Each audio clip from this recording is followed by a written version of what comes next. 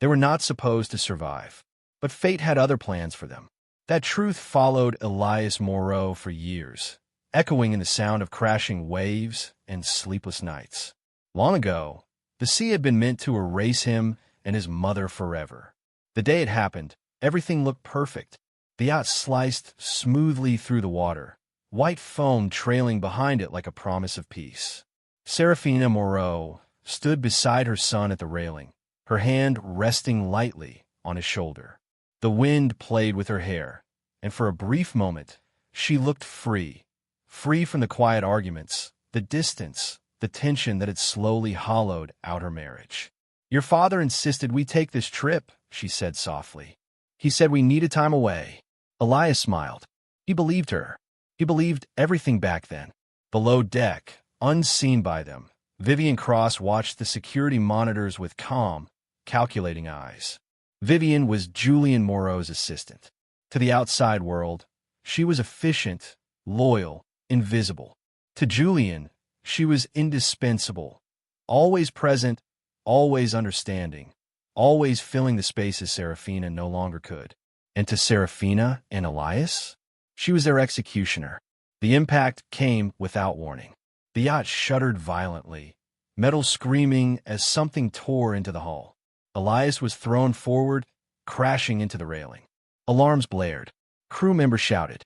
The deck tilted sharply, and suddenly, the ocean was no longer beautiful. "Elias!" Serafina screamed, grabbing his arm. Water surged in like a living thing, cold, ruthless, unstoppable. Elias didn't see Vivian shove Serafina. He didn't hear her whisper, "It's over." But she did. Moments later, the sea swallowed them whole.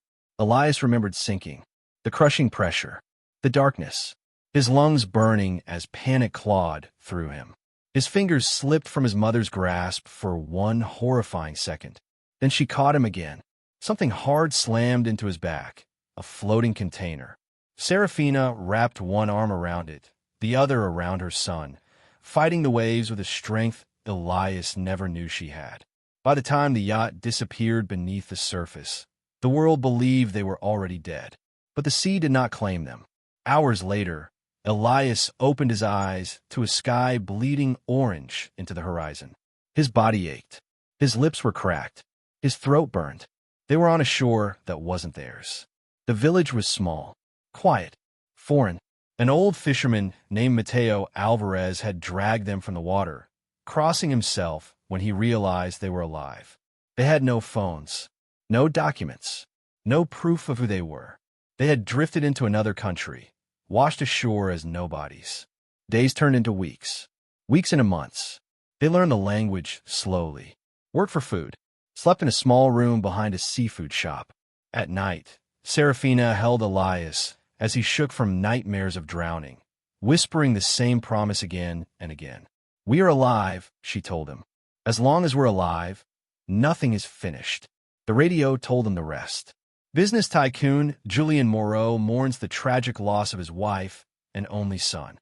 The words crushed Elias. "They buried us," he said quietly, staring at the wall. Serafina closed her eyes.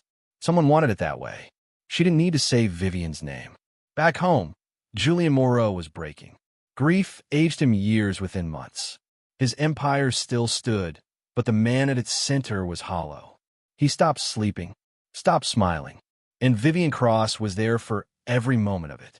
She brought him coffee when he forgot to eat, took over meetings when his voice failed, sat beside him in the dark when grief became unbearable. "You shouldn't be alone," she told him softly. "Grief is dangerous. It makes lies sound like comfort." Within a year, Vivian moved into the house. Within 2, she wore Serafina's place like a crown. Quietly, piece by piece, she took what belonged to them. Survival hardened Elias. He stopped being a child long before he was ready. He worked the docks, learned numbers, contracts, systems, learned how power hid behind polite smiles. Serafina never stopped digging, asking questions, remembering details, listening when others spoke too freely. One night, she placed a thin folder in front of him. "We're going home," she said. Inside were years of careful work, bank trails, recovered emails, shipping logs showing Vivian's private boat moving dangerously close to the yacht on the day of the accident and returning without a scratch. She didn't just want us gone, Serafina said calmly. She wanted our lives. Elias clenched his fists. Then we take them back. The city welcomed them with lights and music. Julian Moreau's engagement gala filled the grand hall, celebrating his company, his future, his new beginning. Vivian stood beside him in red, radiant, untouchable, until the doors opened. Serafina walked in first, calm, elegant, alive. Elias followed. Shock tore through the room. Julian turned, color draining from his face. Elias? Whispers exploded. Vivian staggered back. This isn't possible. Elias met her eyes. You planned our funeral, he said evenly. You should have planned this too. The screens lit up. Evidence poured out. Emails, payments, timelines, recordings. Every lie, every calculated step she took to erase them. Security moved in. Vivian screamed. Denied. Begged. Then Julian spoke. Stop. The room fell silent. Vivian looked at him, hope flickering in her eyes. But he didn't look at her. There's something else you all need to see. The screens changed. Contracts appeared. Ownership records. Trust agreements. Fine print highlighted in red. A gasp rippled through the hall. Everything she owns, Julian said steadily, was never hers. It was held in trust for my wife and son. Vivian stumbled. No. Serafina stepped forward. While you were wearing my name, she said evenly, you were living on my money. She nodded once. Bank alerts flashed across the screen. Accounts frozen. Assets seized. Properties reverted. Vivian screamed, not in anger, but in terror. You can't do this to me, she cried. I built this life. Elias spoke quietly. No, you borrowed it. From the people you try to kill.